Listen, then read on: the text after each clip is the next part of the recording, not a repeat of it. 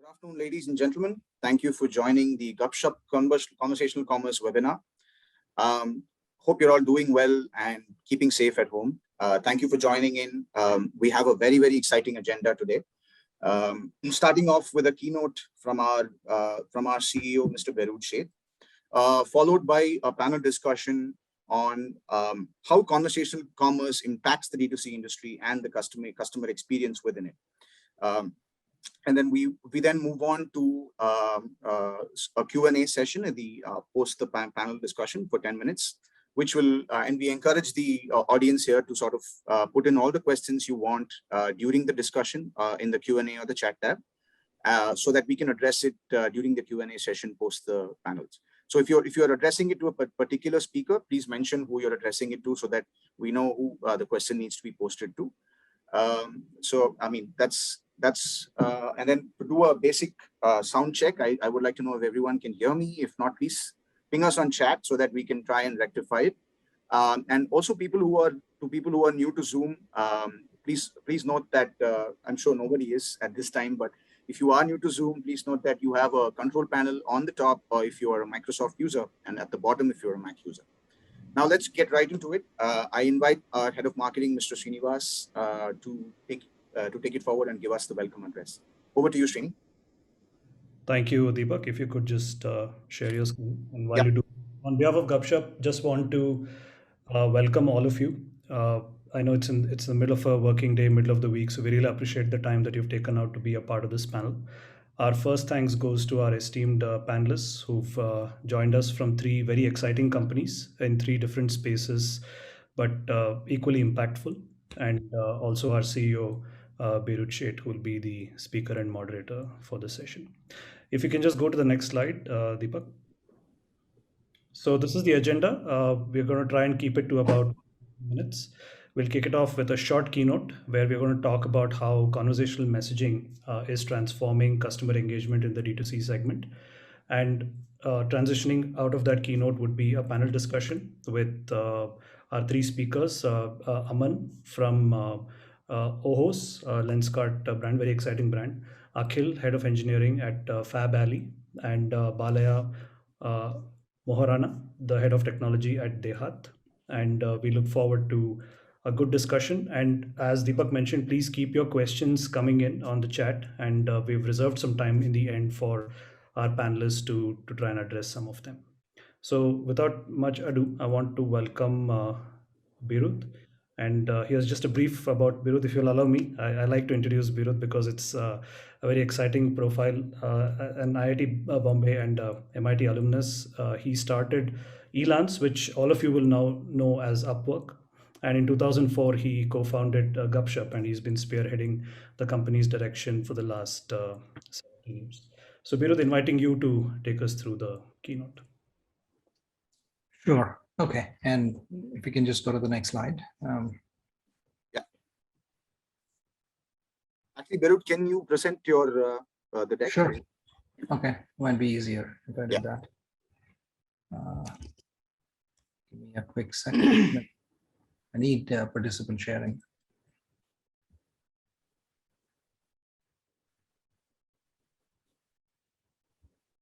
I need sharing permissions. Yes, just doing that. All right. Here we are.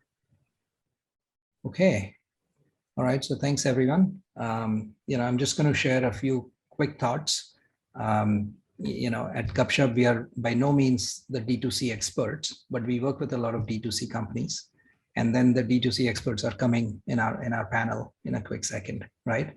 But I thought, just to get it going, we'll just share some, quick thoughts and comments on what we are seeing, where the space is going, especially how conversational messaging can transform sort of the D2C business, right? So that's going to be the focus. And I just want to set the tone with some quick initial thoughts, and then we'll dive into a deeper sort of panel discussion as well. Okay.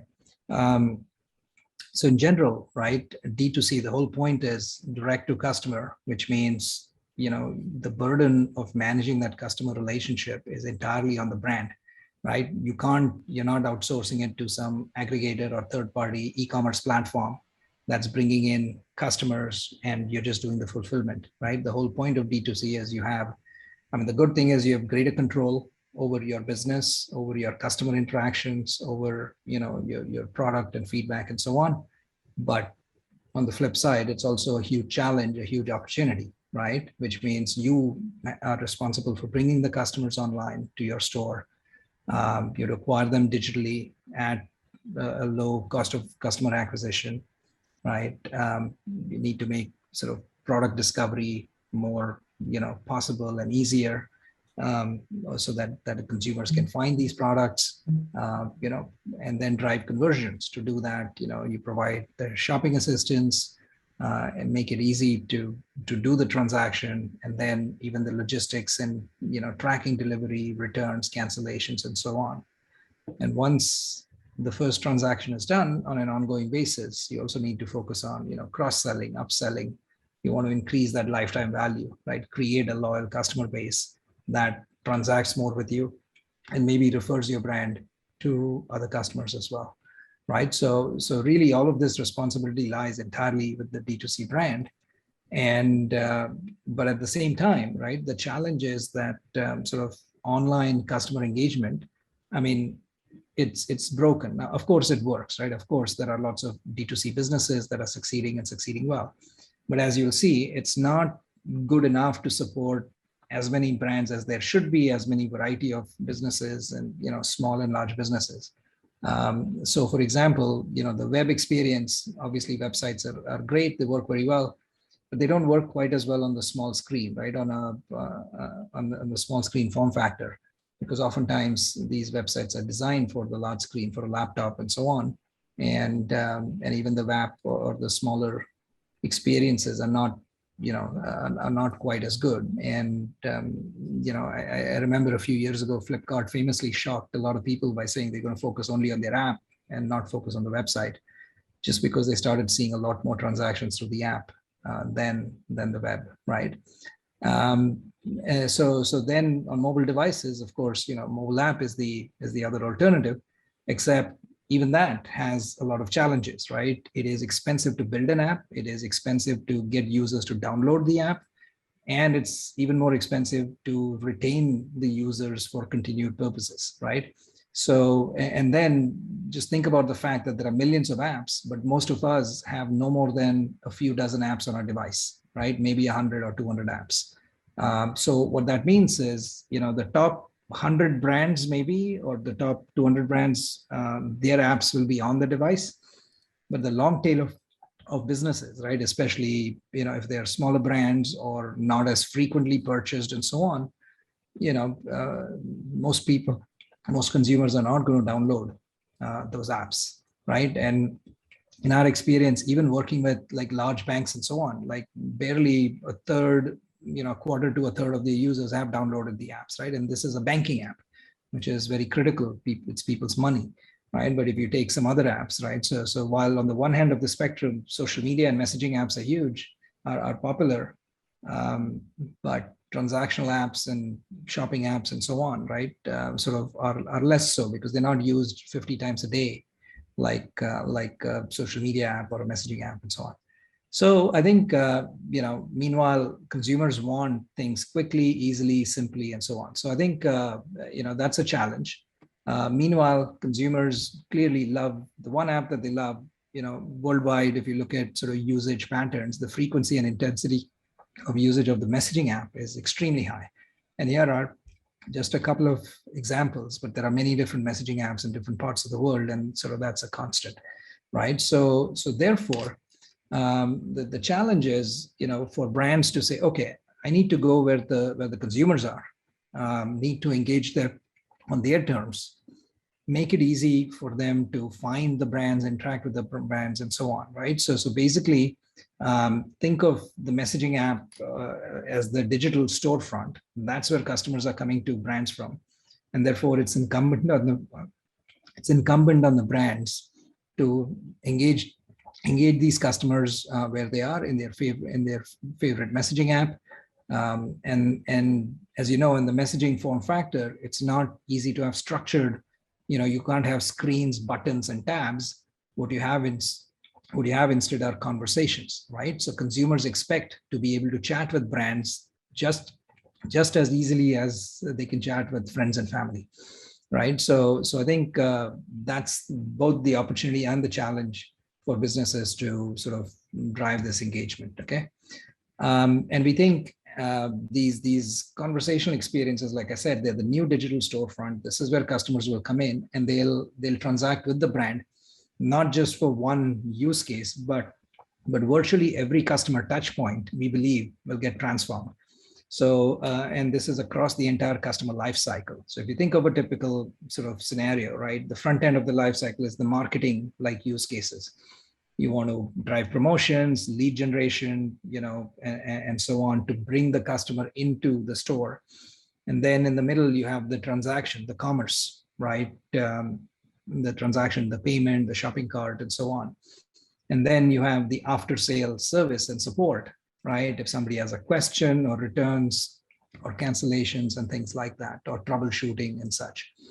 So many businesses, they start with one of these use cases, but over time, virtually every other touch point is going to get transformed, right? And if you build out these experiences, right, the simplest way I like to describe it is, the conversational experience essentially becomes what is offering. It's as if the brand is offering a personal shopping assistant to each customer, and the shopping assistant knows the brand extremely well, right? Of course, it knows everything about the product, the stocks, the inventory availability, and so on. But it also knows the customer well over time. It knows their shopping history, their preferences, their styles and budget, and so on. And plus, it has the ability to have an intelligent conversation to find this fit between the customer preference and the brand offering, right? So if you think of an offline analogy, right, the ideal sort of store shopping experience would be where the sales assistant comes in. It's somebody who's seen you multiple times. They understand exactly what you need, what you like, what your preferences are. They also are very knowledgeable about all the products, and then very quickly say, yeah, how about this? This looks nice on you. This will fit your budget. You like this. How about this or that? And then very quickly and efficiently can drive the transaction, the close, can cross-sell and upsell, and so on. It becomes a trusted relationship. Okay. So basically, that's sort of the evolution of the D2C brand experience, where early on, it would be just through website and apps, which are just very generic one-to-many experiences. But as it evolves, to these personalized conversations, one-on-one interactions, it makes it much more powerful. And then in the future, imagine an Alexa-like, imagine if every brand had an Amazon Alexa-like interface where you can have a conversation and drive the shopping thing as well.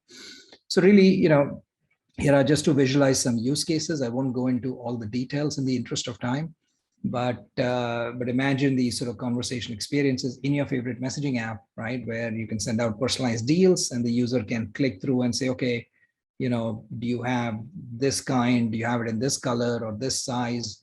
And do I get a discount if I buy 3 or 4 of them, and so on, right? Of course, the support is there, deals and coupons, right? And the good thing is it's not spam, because this is in a conversation, the users have control. So user is looking for deals and coupons that match their interest, rather than having somebody else, just sort of spam them. Apart from that, gifting could be shopping assistant and product discovery, right? About, can you make a recommendation? And many of these products are consultative sale, right? What glasses fit me, what fit my face, or fashion is a good example. And we have speakers from these brands that we'll talk to in a second. And just sort of browsing through catalogs, or also interacting on social media and so on. So I think there's a lot of possibilities that, a lot of these have been implemented and brands are doing it. So a lot of opportunity and possibilities here, right? So anyway, in closing, really, conversational messaging, we think, will transform the D2C interactions, the business to consumer interaction and engagement.